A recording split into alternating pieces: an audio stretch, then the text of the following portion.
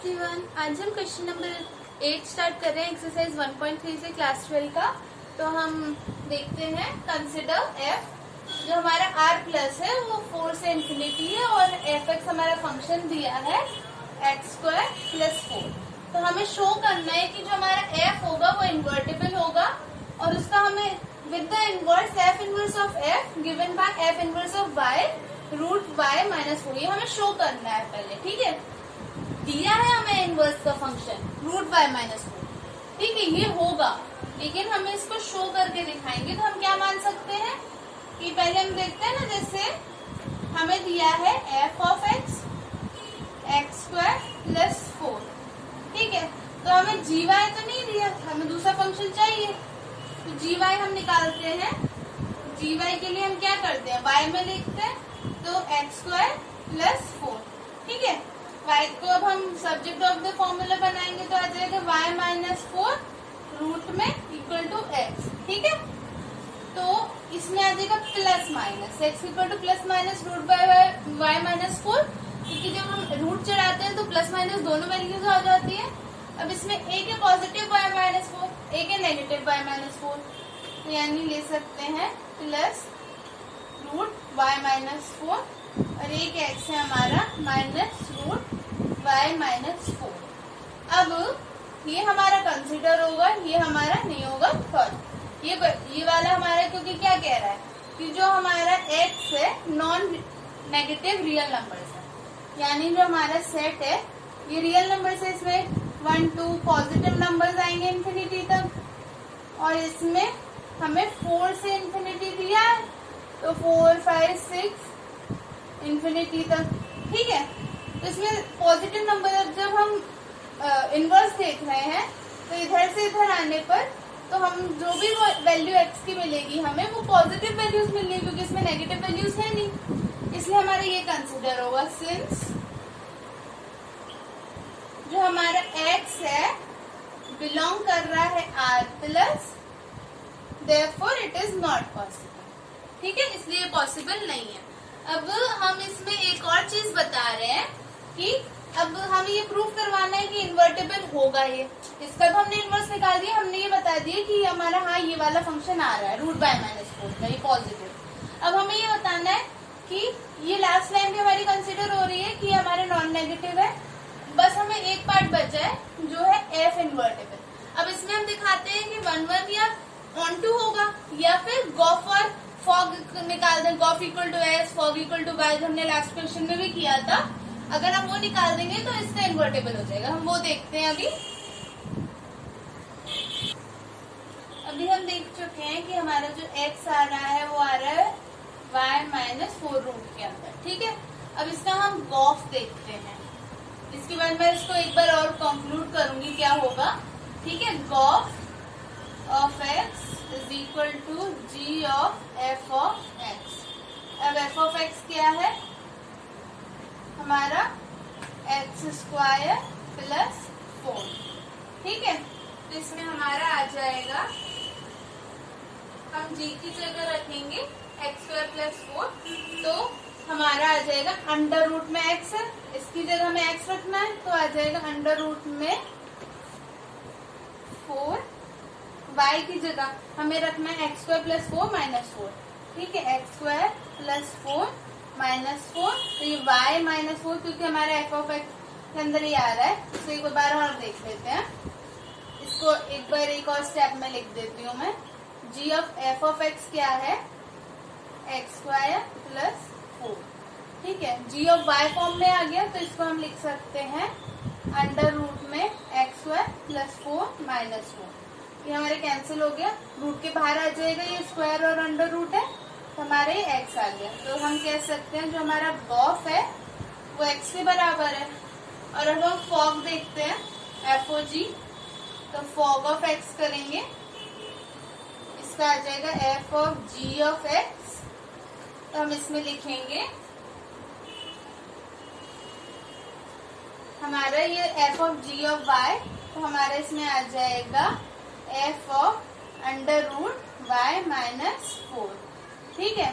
तो हमारे अंदर ये है हम इसको लिखेंगे रूट, हमारे एफ ऑफ एक्स फॉर्म में आ गया यानी एक्स स्क्वायर, तो y माइनस 4 का होल स्क्वायर माइनस 4, ये बाहर आ जाएगा, ये प्लस 4 है, सॉरी, ओके। तो ये हमारा आ जाएगा y माइनस 4 प्लस 4, ये कैंसिल हो जाएंगे, इक्वल टू y।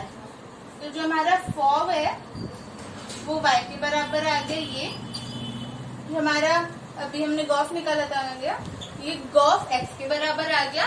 तो इससे पहले हमने ये देखा था कि x की वैल्यू हमारी है, तो अब एक बार और क्वेश्चन देखते हैं क्या लिखा है। कि हमें कंसीडर करना था कि ये हमारा डोमेन और कोडोमेन है और हमें एफ ऑफ एक्स दिया था एक्स स्क्वायर प्लस 4। हमें शो करना था कि एफ इन्वर्टेबल है, हमने एफ इन्वर्टेबल बता दिया कि गॉफ ऑफ एक्स और फॉग इक्वल टू वाई है, ठीक है। अब हमें बताना था इसके बाद with the inverse F inverse of F given by this, ठीक है। तो हमने इससे पहले लिखा था ना कि हमने उससे इनवर्स ही तो निकाला था एफ फंक्शन का, तो हमारे इनवर्स ही आया था। तो और हमें इसमें लेने थे कि नॉन नेगेटिव रियल नंबर्स होते हैं। इसका हम एक फाइनल स्टेटमेंट लिखते हैं। हमने ये लास्ट स्टेटमेंट लिखा है कि गॉफ इक्वल टू एक्स है, फॉग इक्वल टू वाई है, तो हमारा एफ फंक्शन जो होगा वो इन्वर्टेबल होगा। हम इसमें ये कह सकते हैं जो हमारा इनवर्स ऑफ जी है वो इनवर्स है एफ का, एफ इनवर्स वाई हमारा ये हो जाएगा, ठीक है। अब हम क्वेश्चन नंबर 9 देखते हैं।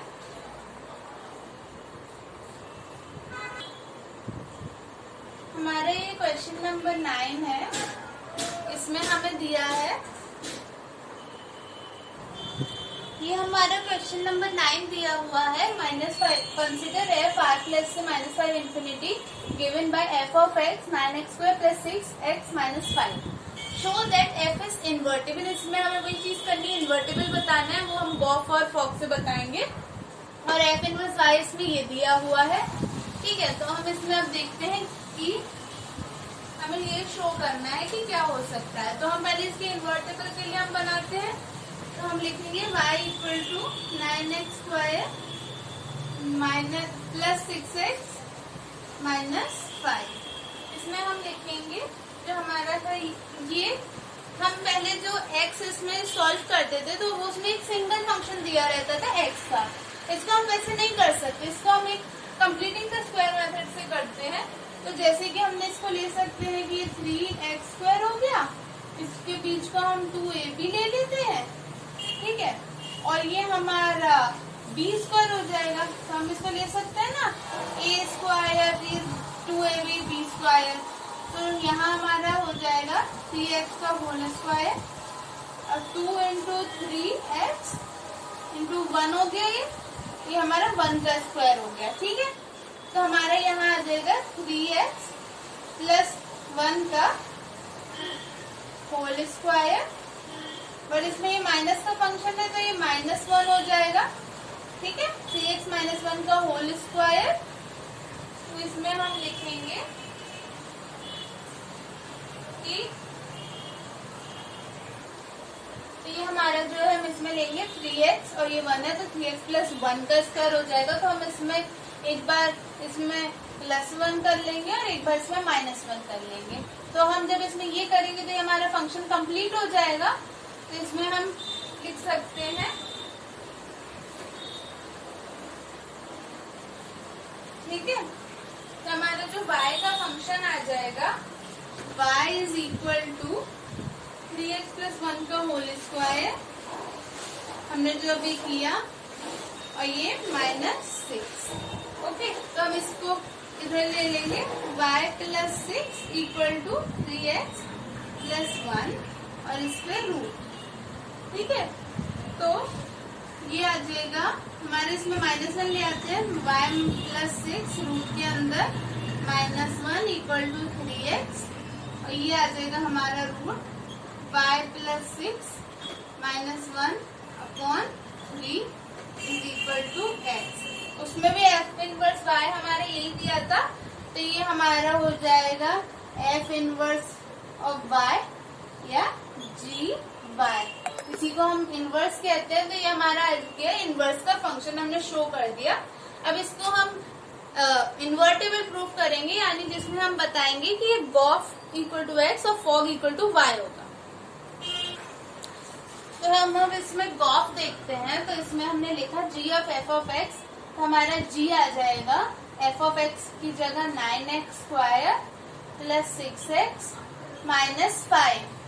तो इसमें हम एफ ऑफ एक्स में क्या लिख सकते हैं कि ये हमारा g ऑफ y फॉर्म में आ रहा है, यानी जो हमने ये इनवर्स अभी हमने प्रूफ किया था ना, तो इसमें हम लिखेंगे रूट में ये y की जगह आ गया 9x square plus 6x minus 5 plus 6 minus 1, ठीक है। और अपॉन हम 3 कर लेंगे, तो ये हमारा आ जाएगा रूट के अंदर, इसको हम जब शॉर्ट कर लेंगे 3x प्लस 1 का होल स्क्वायर माइनस 1, ठीक है। क्योंकि हमारा 1 बचेगा, यानी ये बचेगा ऐसे रूट में 9x square plus 6x plus 1, ठीक है। तो इसलिए हमारा 3x प्लस 1 का होल स्क्वायर माइनस 1 हो जाएगा और अपॉन 3, ठीक है। तो हम इसमें लिखेंगे is equal to 3x plus 1, ये रूट के बाहर आ गया माइनस 1 अपॉन 3 प्लस 1 और माइनस 1 कैंसिल हो गए, 3x अपॉन 3 से 3 कैंसिल, तो हमारे x आ जाएगा। तो जिसमें हम लिख सकते हैं जो हमारा गॉफ फंक्शन है वो x के बराबर आ गया। अब हम फॉग देखते हैं। अब हम फॉग को इस तरीके से कैलकुलेट करेंगे। तो फॉग हमने लिखा है f of g of x, f का फंक्शन आ गया। अब हमने g ऑफ x की जगह क्या रखेंगे, तो हमारा g ऑफ x है, तो हमारा g ऑफ x ये है, ये रख लिया हमने। और f ऑफ x का formula 9x square plus 6x minus 5 है, तो हमने यहाँ लिया 9x square plus 6x minus 5, ये x है, ये x स्क्वायर है, ये पूरा, तो हमने उसी इक्वेशन में रखा है। जब हम इसको कैलकुलेट करेंगे तो ये 9 हो जाएगा, जब आउट आएगा तो 9 से 9 कैंसिल हो गया, ठीक है। तो हमारा ये आ जाएगा इसका होल स्क्वायर प्लस ये माइनस 7। तो हम इसको ऐसे सॉल्व करेंगे तो ये रूट का square a square y plus 6 plus b square minus 2ab, तो ये और माइनस 7, तो ये कैंसिल हो जाएंगे, y प्लस 7 और माइनस 7 ये है, तो हमारा ये आ जाएगा। तो हम लिख सकते हैं फॉग इक्वल टू y के बराबर आ गया। और इससे पहले हमने इसको देखा था, हमने इसका इनवर्स निकाला था। दूसरी चीज हमने इसका गॉफ इक्वल टू x किया। तीसरी चीज इसमें हमने fog equal to y।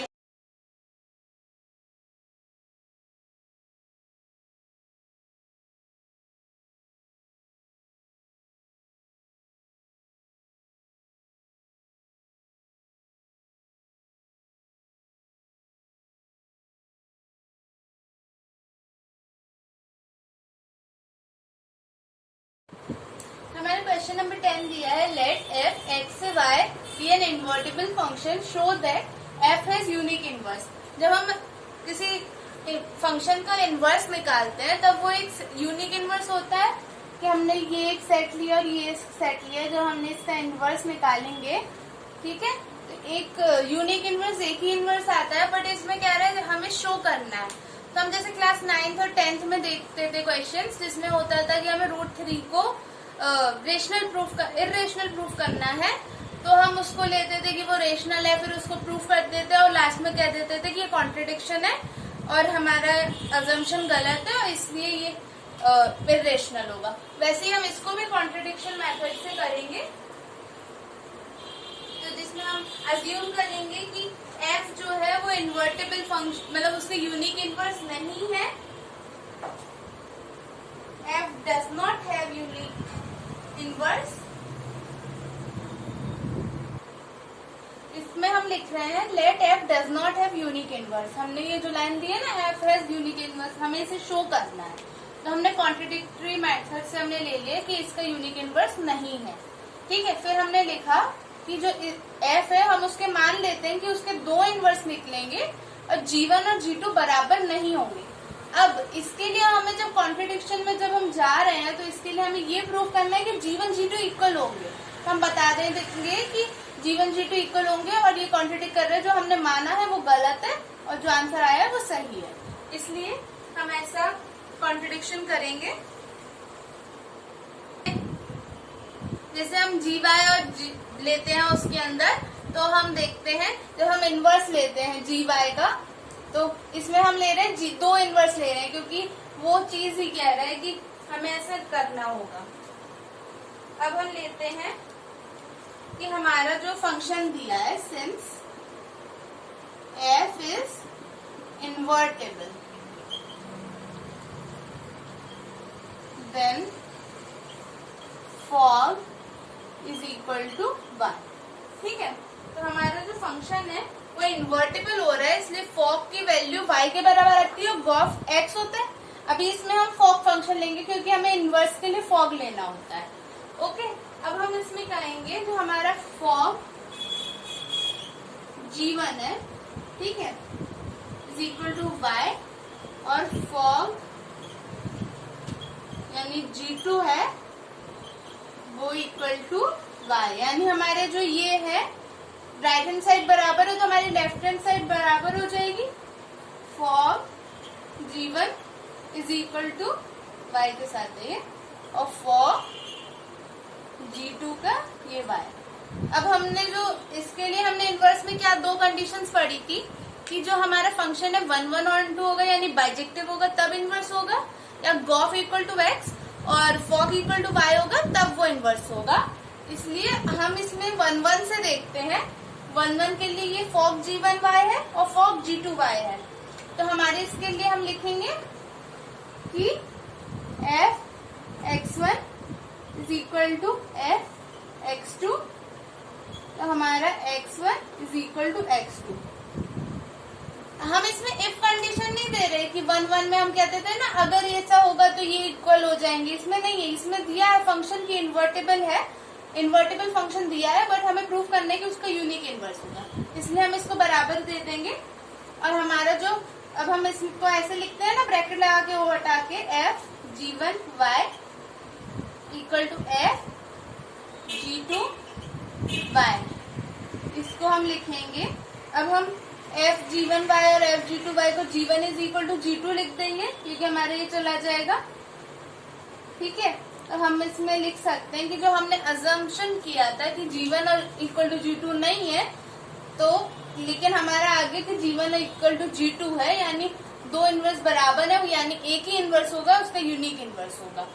Okay, इससे एक हम लास्ट स्टेटमेंट में ऊपर लिख रही हूँ कि हम इसके लिए हमने जो g1 इक्वल टू g2 कर दी, तो हम स्टेटमेंट लिख रहे हैं दिस contradicts our assumption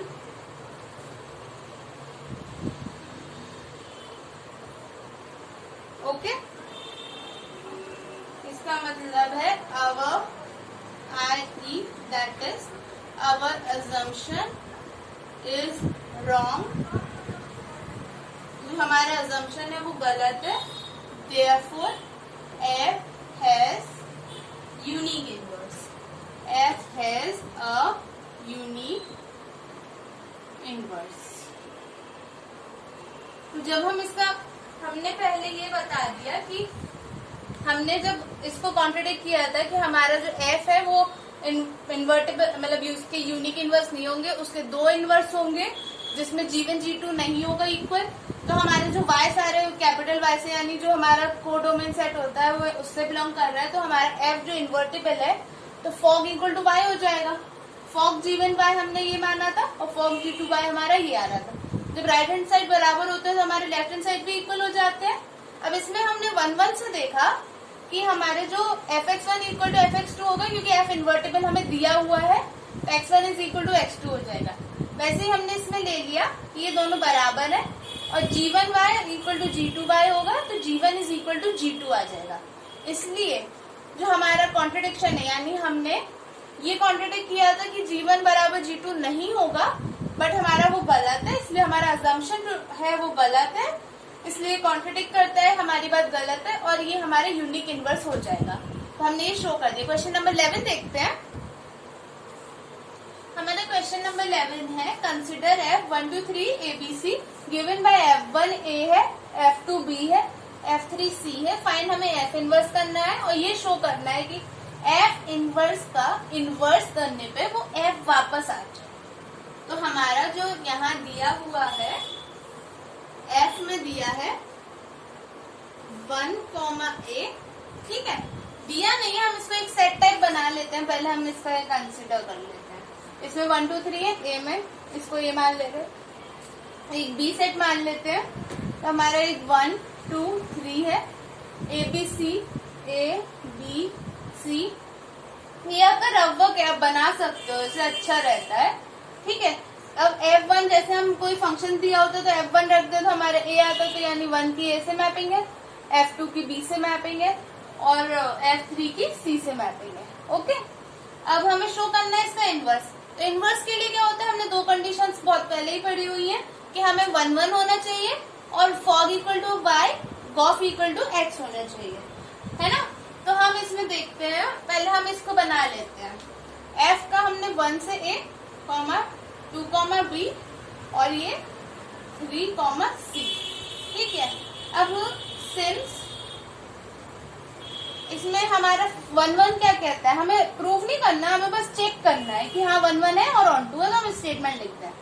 ये 3 एलिमेंट इसके फर्स्ट डोमेन सेट के एलिमेंट, इनकी यूनिक इमेज बन रही है कोडोमेन सेट में।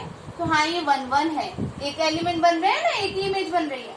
और ऑन टू यहाँ से देखते हैं, यहाँ के सारे एलिमेंट्स इससे प्री इमेज होने चाहिए, प्री इमेज बनाने चाहिए इनके, इसलिए हाँ ये ऑन टू भी है। तो since the since the function f is 1 1 and 1 1 and on to, हमारा ये फंक्शन 1 1 और on to है, इसलिए हम इसे लिख सकते हैं इट इज बाइजेक्टिव है ये। तो वी कैन से दैट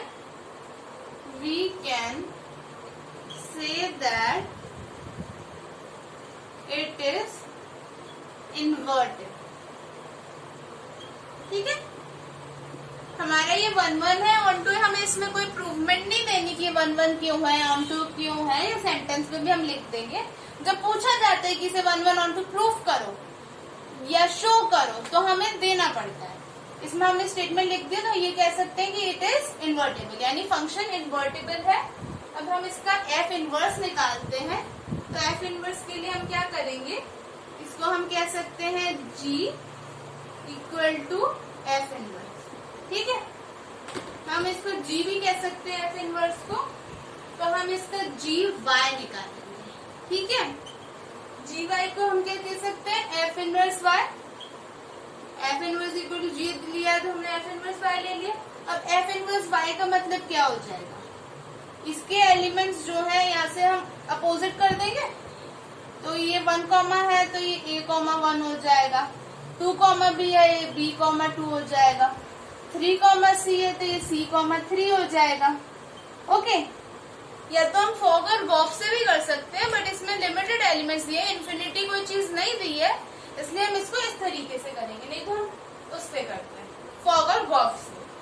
अभी इसका हमें क्या निकालना है, हमें सेकंड पार्ट दिया है, एफ इनवर्स का इनवर्स को हमें एफ के बराबर करना है, ठीक है। तो इसका मतलब है जब हम एफ इनवर्स का इनवर्स निकालेंगे तो ये हमारा हो गया जी इनवर्स वाई हो गया, जी वाई है ना वो, और उसका हमें इनवर्स करना है। ये देखो ये हमारा एफ इनवर्स करना है, एफ इनवर्स का हमने जी लिया है, जी और उसके ऊपर एक इनवर्स लगा है तो इनवर्स और वाई।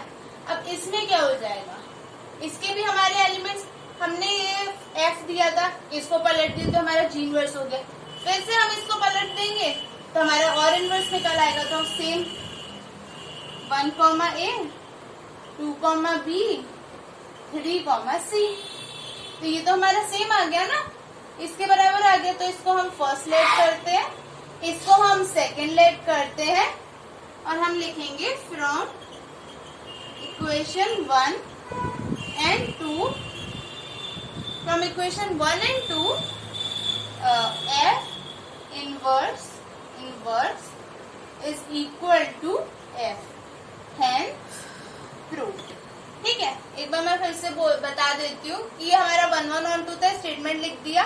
फिर हमें एफ इनवर्स बताना था, एफ इनवर्स हमें जी माना, जी वाई एफ इनवर्स वाई, इसको हम अपोजिट कर देंगे। हमें या तो हम फॉक से भी कर सकते हैं, हम वो चीज तब करेंगे जब कोई अनलिमिटेड कोई रेंज दी गई होगी इधर, लेकिन अभी तो सिर्फ लिमिटेड एलिमेंट्स है इसलिए हमने इनको अपोजिट कर दिया। फिर से वो कह रहा है एफ इनवर्स का इनवर्स, तो हमने फिर से वो निकाला, इसको हमने जी इनवर्स वाई माना और इसको फिर से अपोजिट किया, तो ये और ये सेम आ गए। तो हम फर्स्ट और सेकेंड इक्वेशन से कह सकते हैं कि जो हमारा एफ इनवर्स का इनवर्स है वो एफ के बराबर है, तो हमारा ये प्रूव हो गया, हमें यही दिखाना था। अब हम क्वेश्चन नंबर 12 देखते हैं। तो हमारा क्वेश्चन नंबर 12 है, लेट एफ ऑफ एक्स से वाई है वो हमारा इन्वर्टिबल फंक्शन दिया है, हमें प्रूफ करना है कि जो हमारा एफ इनवर्स का इनवर्स है वो एफ है। क्वेश्चन नंबर 10, 11 जैसे हमने किया है वैसा ही है, अब सेम लग रहा है बट हम लिखेंगे इसे भी, let f such that x y be an invertible function. Okay, इसमें हम लिखेंगे then there exist a function g, इसमें एक g फंक्शन एग्जिस्ट करेगा, वो हमारा होगा y से x such that gof equal to x हो जाएगा हमारा और फॉग इक्वल टू y हो जाएगा।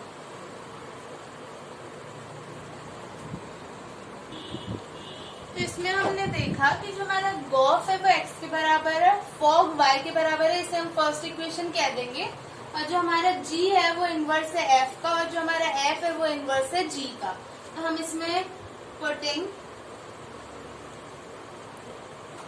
g equal to f inverse in equation 1। Okay, तो हम इसमें लिखेंगे, इसकी जगह हमने f इनवर्स रखा, तो f inverse of f is equal to x आ गया, और हमारा f of f inverse is equal to y आ गया। हमने रखा ना g की जगह f इनवर्स, तो f inverse of f equal to x ये रहा, और f ऑफ g की जगह f inverse is equal to y। ठीक है, तो इसमें हम लिखेंगे कि जो हमारा f इनवर्स है तो हमारा y से x है। ओके, तो हमारा y से x है वो इन्वर्टेबल है, f इनवर्स y से x इज इन्वर्टेबल। ओके, और हम यहाँ तो हेंस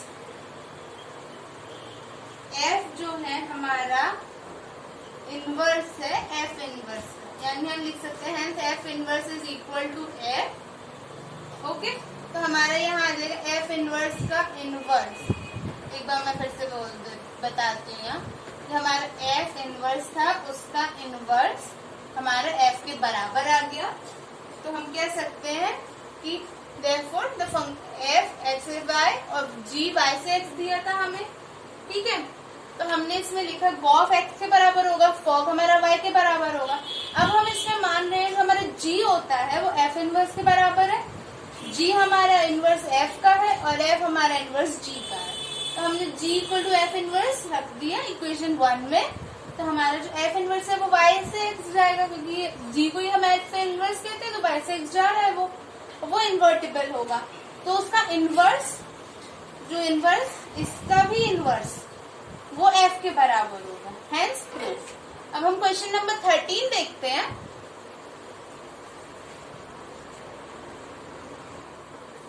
हमारा क्वेश्चन नंबर 13 दिया है, इफ f r से r be given by f of x 3 minus x cube की पावर 1 बाय, हमें फॉफ ऑफ x निकालना है। तो हम पहले यहाँ लिख लेते हैं एक बार फिर से, इफ f ऑफ x हमें दिया है 3 माइनस एक्स क्यूब 1 बाय 3। ये क्वेश्चन नंबर 13 जितना छोटा लग रहा है उसमें जब हम पावर रखेंगे ना तो बहुत कंफ्यूजन होगा। तो अब हम एक बार अच्छे से इसको स्लोली सॉल्व करेंगे। तो इसको f ऑफ x हमें निकालना है, o हटाया तो हम इसको लिखेंगे f ऑफ x। ठीक है, o हटाया, यहाँ ब्रैकेट लगा दिया। ठीक है, अब f ऑफ x की जगह हम क्या रखेंगे, f ऑफ x की जगह ये, तो ये आ गया 3 माइनस एक्स क्यूब 1/3। अब यहाँ से कंफ्यूजन शुरू। ओके, तो हमें दिया है यहाँ 3 - x³ 1/3। अभी हमारा क्या हो गया, ये f ऑफ x की जगह आ रहा है। अब हमें इसमें रखना है। f ऑफ x का फॉर्म ये है, तो जैसे हमने यहाँ 1 रखा तो हम 1³ करेंगे, 2 रखा तो 2³ करेंगे, वैसे हमें ये वैल्यू पूरी इसमें रखनी है। तो इस वैल्यू का क्यूब हम एक बार लिख के बता देती हूँ। मैंने इसमें लिखा 3, ये वाला 3 minus as it is x³ की जगह हमें क्या रखना है, ये हम इसमें लेंगे 3 - x³ की पावर 1/3 का होल क्यूब। ठीक है, ये हमारा x था, यानी ये था 3 - x³ की अपन 1/3 का होल क्यूब, ये क्यूब आ गया। और इस होल की पावर 1/3। एक बार फिर से देख लो, इसमें 3 दिया था, यहाँ 3 आ गया, minus as it is x³ की जगह हमें क्या दिया था, 3 - x³। तो हमने ये रखा 3 - x³ 1/3, ये पूरा x है, ये क्या है, ये पूरा हमारा x है, उसका होल क्यूब, और ये 1/3। ठीक है, अब इसमें क्या लिखेंगे हम, 3 माइनस ये हमारा जो 3 ये वाला है, और ये वाला कैंसिल हो जाएगा, तो हमारे ब्रैकेट में क्या बचे, 3 - x³ की पावर 1/3। ब्रैकेट सॉल्व करेंगे, 3 - 3 प्लस x³, ठीक है, और 1/, अभी ये ऐसे ही रहेगा। ठीक है, ये हमारा हो जाएगा -3 के बजाय हम इसे ऐसे लिख लेते हैं। ठीक है, x³ पे 1/3 कर लेंगे, तो ये हमारा कैंसिल हो जाएगा, ये हो जाएगा कैंसिल, प्लस 3 - 3, 3 से 3, ये हमारा आ जाएगा x। तो हमारे f ऑफ x की वैल्यू क्या आई, x। ठीक है, अब हम इसमें बस ये पावर का खेल था कि हमें x की जगह ये पूरी वैल्यू रखनी थी, इस x की जगह हमें ये 3 - x³ 1/3 रखना था, उसका होल क्यूब, ये बाहर का 1/3 है, तो हमने इसको सॉल्व किया तो हमारा x आ गया। क्वेश्चन नंबर 14 देखते हैं।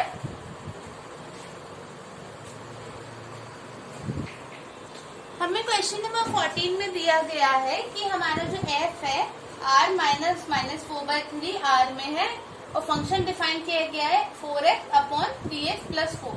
अब यहाँ जो हमारा -4/3 है, इसमें ये क्योंकि रेशनल फॉर्म है, तो हमें इसमें बताया, इसमें है कि डिनोमिनेटर में भी 0 नहीं होना चाहिए, इसलिए जब हम -4/3 रखेंगे तो -4 + 4 = 0 हो रहा है, इसलिए ये इसके में से माइनस होगा। तो जो हम x से y में जब सेट बनाते हैं, मतलब जब हम इमेजेस बनाते हैं, तो इसलिए उसमें जो एलिमेंट्स होंगे वो डिनोमिनेटर में 0 नहीं होना चाहिए। अब हमें कह रहा है कि इसका इनवर्स निकालना है, और g की रेंज दी है। अब इसमें जो हमने पहले भी एक ऐसा क्वेश्चन किया था एक्सरसाइज में, पिछले एक्सरसाइज में, तो हमें रेंज क्यों दी गई है, जब हम x से y में जब हम निकालते हैं, तो इसमें तो हमारा -4/3 एक्सक्लूड कर रहा है, और इसमें सारे रियल नंबर कह रहा है, इसमें r भी कह रहा है, बट -4/3 नहीं होना चाहिए। x से जब इसमें करते हैं तो सारे इनकी मैपिंग हो जानी चाहिए। कुछ हम y से x में करेंगे तो कुछ यहाँ के एलिमेंट्स बढ़ जाएंगे।